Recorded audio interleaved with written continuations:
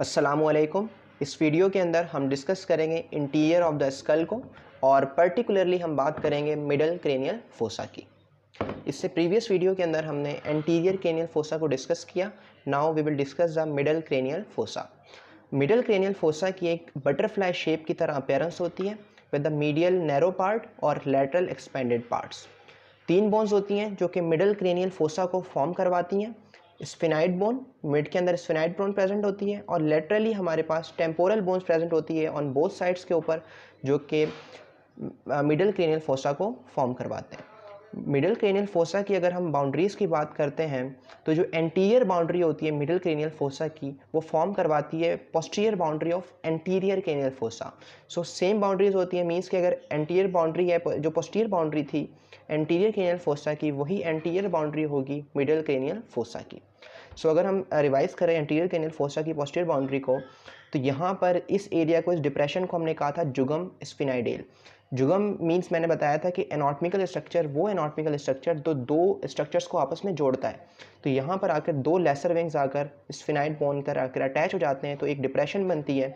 इस एरिया को हम कहते हैं जुगम स्फिनाइडेल। और जुगम स्फिनाइडेल के पोस्टीरियरली ये जो एक रिज नज़र आ रही है आपको, एक लाइन नज़र आ रही है, इसको हम कहते हैं limbus of sphenoid bone. So जो एंटीरो मीडियल बाउंड्री है मिडल क्रेनियल फोसा की, वो फॉर्म करवाता है this limbus of sphenoid bone, और एंटीरो लेटरली बाउंड्री बनाते हैं posterior margin of lesser wings of sphenoid bone along with anterior clinoid processes.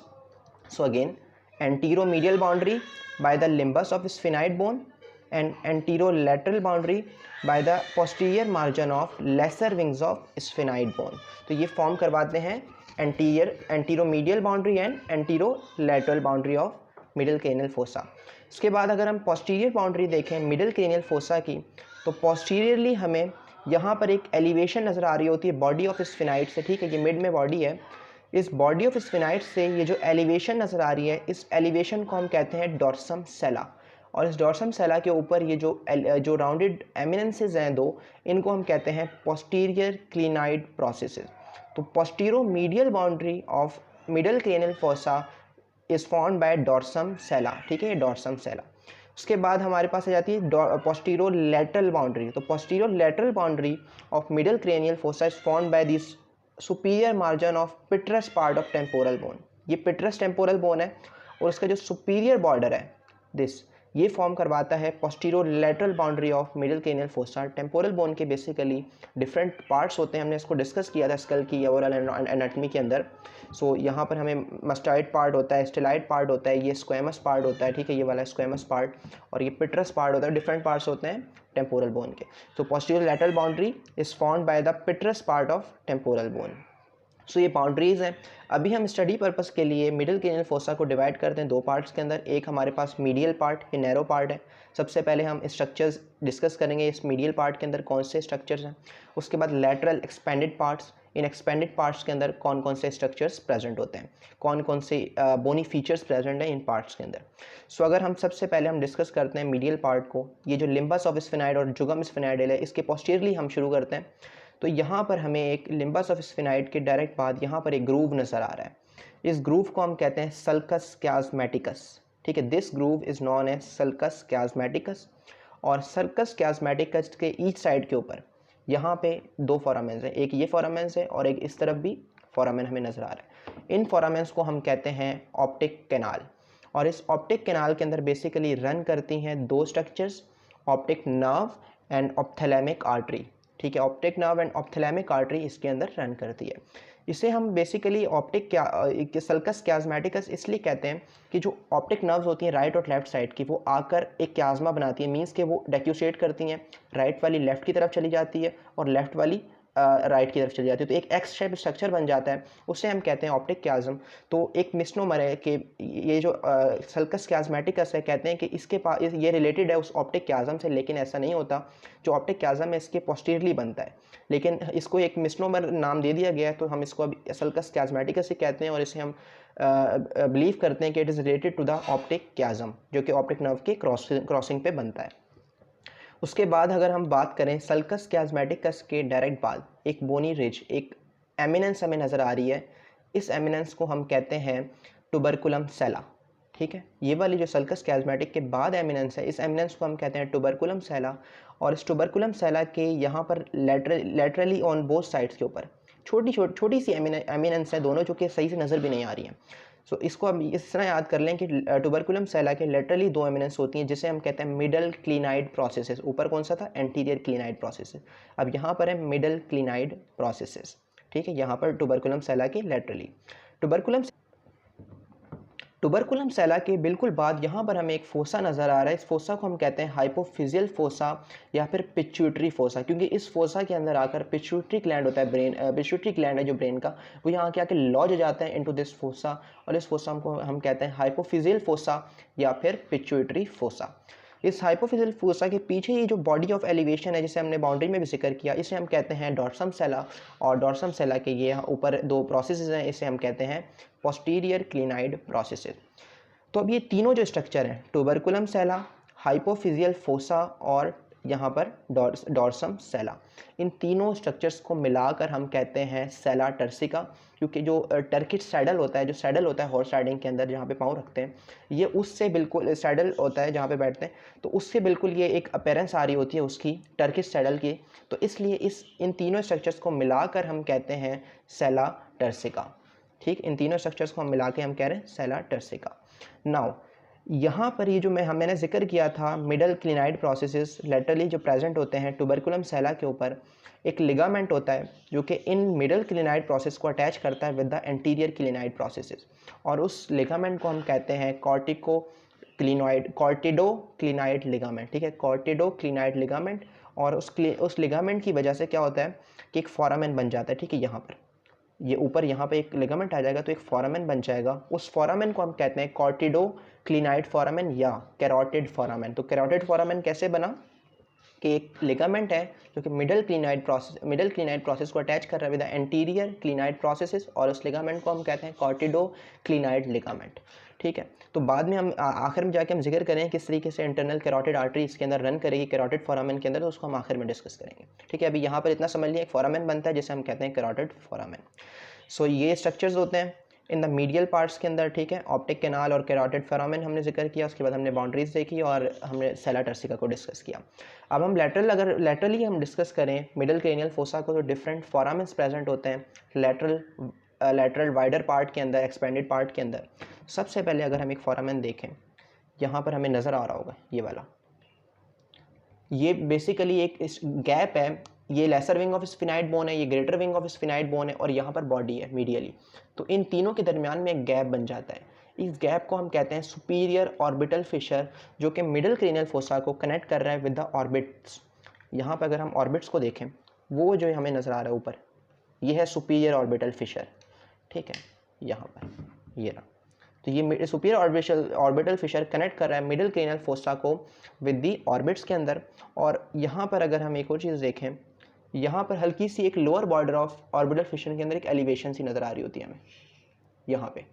ठीक, इस एलिवेशन के ऊपर एक फाइब्रस टिश्यू आकर, एक रिंग शेप फाइब्रस टिश्यू आकर अटैच हो जाता है, और उसको हम कहते हैं tendinous ring of Zinn, ZINN, tendinous ring of Zinn. और जो हमारे पास 4 रेक्टस मसल्स होते हैं वो उसी रिंग से ओरिजिन होता है उनका। तो यहाँ पर वो आके टेंडिनस रिंग ऑफ ज़िन अटैच हो जाती है, और वहाँ से 4 रेक्टस मसल्स का ओरिजिन होता है। उस जिन की वजह से, उस फाइब्रस टिश्यू की वजह से क्या होता है कि सुपीरियर ऑर्बिटल फिशर 3 पार्ट्स के अंदर डिवाइड हो जाता है। सबसे पहले लैटरल पार्ट, ठीक है, यहाँ पे लैटरल पार्ट, उसके बाद वो जो फाइब्रस टिश्यू है वो मिडल पार्ट, और उसके बाद इस तरफ बिल्कुल मीडियल पार्ट्स।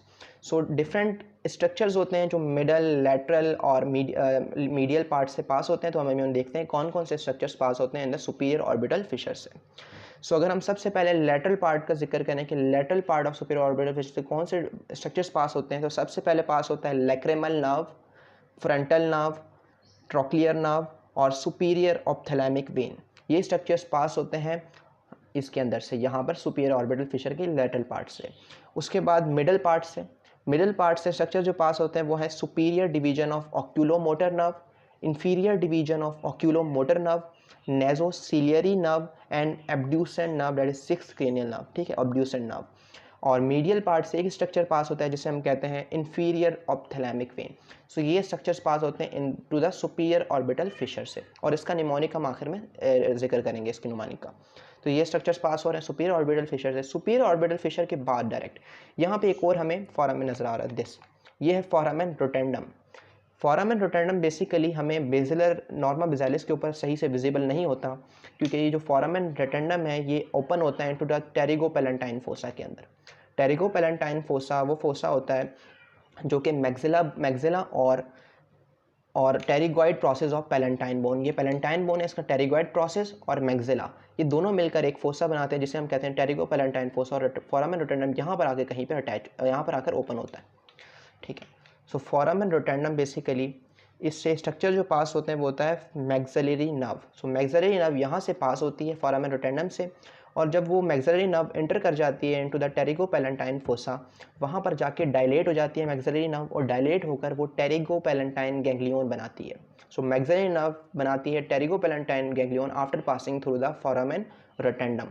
फोरामेन रोटेंडम के बाद, फोरामेन रोटेंडम को रोटेंडम इसलिए कहते हैं कि रोटेंडम मीन होता है राउंडेड, तो ये राउंडेड फोरामेन होता है बिल्कुल।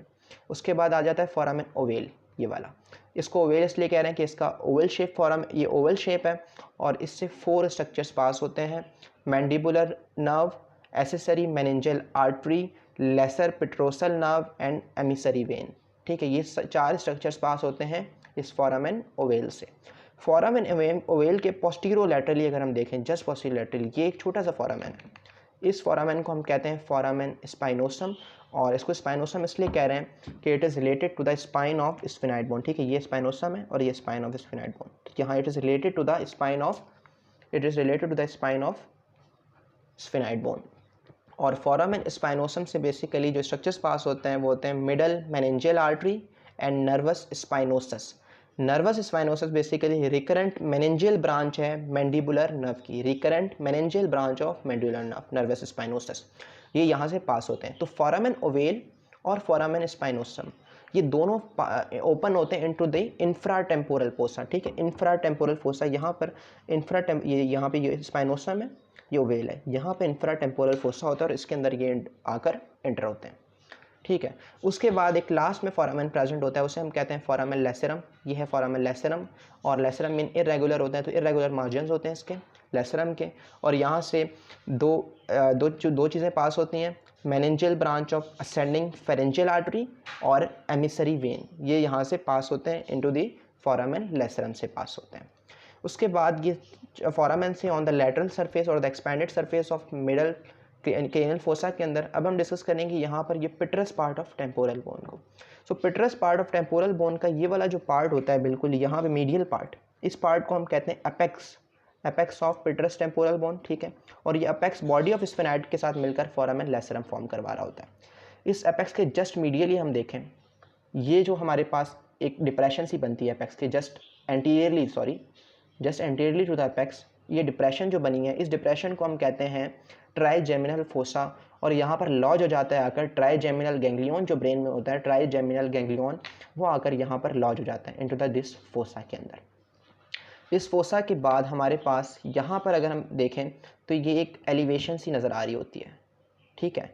पिट्रस बोन के ऊपर ये वाली जो एक एलिवेशन है, इस एलिवेशन को हम कहते हैं आर्क्वेट एमिनेंस। आर्क्वेट एमिनेंस हमें इसलिए कहते हैं कि इसके जो नीचे पिट्रस बोन के अंदर semi circular canal, superior semi circular canals of year present होते हैं, तो उनकी प्रेजेंट होने की वजह से यहाँ पे एलिवेशन बन जाती है, जिस एलिवेशन को हम कहते हैं आर्क्वेट एमिनेंस।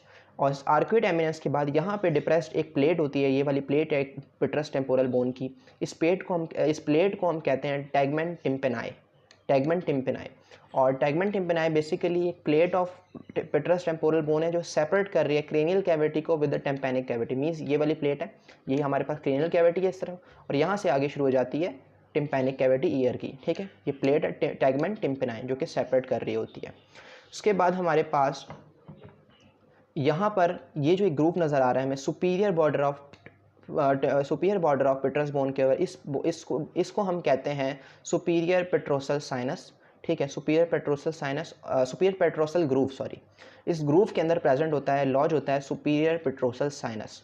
और इस ग्रूव के जो मार्जिन्स होते हैं, बॉर्डर्स होते हैं, वो अटैचमेंट प्रोवाइड करते हैं टेंटोरियम सेरिबेलाई को, जो कि सेपरेट करता है सेरिब्रम को विद द सेरिबेलम। उसके बाद यहाँ पर अगर हम देखें, कुछ हाइटस प्रेजेंट होते हैं, ग्रूव प्रेजेंट होते हैं ग्रेटर और लेसर पेट्रोसल नर्व के, वो यहाँ पर प्रेजेंट होते हैं। अगर ये फोरामेन लेसरम है, फोरामेन लेसरम के जस्ट इस तरफ देखें लेटरली, तो यहाँ पे हमें एक ग्रूव नज़र आ रहा है, ये वाला, ठीक है, ग्रूव है। इस ग्रूव के अंदर हाइटस के अंदर रन करती है ग्रेटर पेट्रोसल नर्व, जो कि ब्रांच है फेशियल नर्व की, ठीक है। ग्रेटर पेट्रोसल नर्व यहाँ रन करती है और इस को हम कहते हैं hiatus of greater petrosal nerve, ठीक है, hiatus of greater petrosal nerve. और इस ग्रूव के इमीडिएटली लेटर यहाँ पर एक और ग्रूव नज़र आ रहा है आपको, ये वाला फोरामेन स्पाइनोसम से आगे ये वाला ग्रूव, और इस ग्रूव के अंदर रन करती है लेसर पेट्रोसल नर्व, जो कि ब्रांच है ग्लोसोफेरेंजियल नर्व की, या hiatus for lesser petrosal nerve. तो ये दो हाइटस प्रेजेंट होते हैं इन दी हमारे पास पेट्रस टेम्पोरल बोन। सो ये ओवरऑल एनाटमी थी मिडल क्रेनियल फोसा के कौन कौन से स्ट्रक्चर्स प्रेजेंट होते हैं। इसके अलावा एक स्ट्रक्चर और प्रेजेंट होता है यहाँ पर, हम बात करें अगर एपेक्स के डायरेक्ट एंटीरियरली, यहाँ पे ये वाला एरिया आपको अगर विजिबल हो, ये यहाँ पे कैरोटिड कैनाल रन करता है। इस कैरोटिड कैनाल के अंदर रन कर रही होती है internal carotid artery. So internal carotid artery यहाँ से रन करने के बाद फोरम एंटीरियरली फोरामेन लेसरम पे रन करती है। उस फोरामेन लेसरम पे रन करने के बाद ये यहाँ पर जो बॉडी ऑफ स्फिनाइड है, इसके दोनों तरफ कैवर्नस साइनस प्रेजेंट होता है, ठीक है। तो ये जो कैवर्नस बॉडी की ये जो लेटरल पार्ट्स होते हैं, यहाँ पे एक छोटी डिप्रेशन हमें नजर आओगी बायलैटरली, यहाँ भी डिप्रेशन है और ये भी डिप्रेशन है। इस डिप्रेशन को हम कहते हैं कैरोटिड सल्कस। तो जो internal carotid artery carotid canal से फोरामेन लेसरम से कैवर्नस साइनस के अंदर इन सल्कस कैरोटिड सल्कस के ऊपर रन करती है।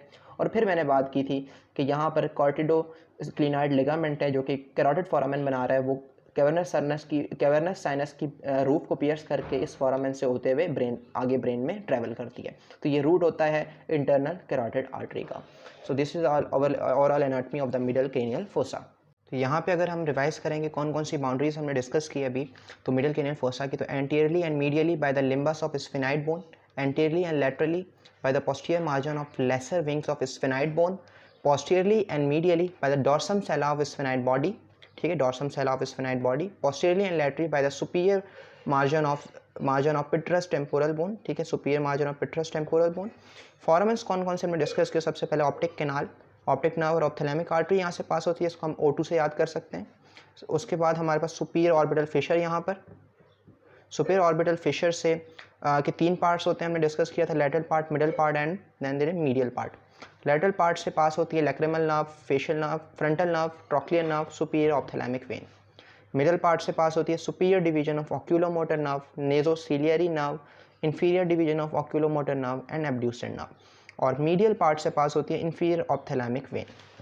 उसके बाद फोरामेन रोटेंडम की बेसिकली एक स्ट्रक्चर पास होता है maxillary nerve, this is foramen rotundum. उसके बाद फोरामेन ओवेल, वहाँ से पास होता है mandibular nerve, accessory meningeal artery, lesser petrosal nerve and emissary veins. और इसको हम याद कर सकते हैं MALE से, MALE, ठीक है, मेल से। और यहाँ पे इनको हम याद कर सकते हैं सुपीरियर ऑर्बिटल फिशर के जो स्ट्रक्चर्स पास हो रहे हैं उनको हम याद कर सकते हैं निमोनिक से, लिव, फ्रैंकली टू सी नीचे भी S है तो इसको C स्क्वायर कर दें, live frankly to C, no insult absolutely. और यहाँ पे मीडियल पार्ट को हम ऐसे याद कर सकते हैं कि सिर्फ एक ही स्ट्रक्चर पास होता है, इंफीरियर ऑप्थेलेमिक वेन।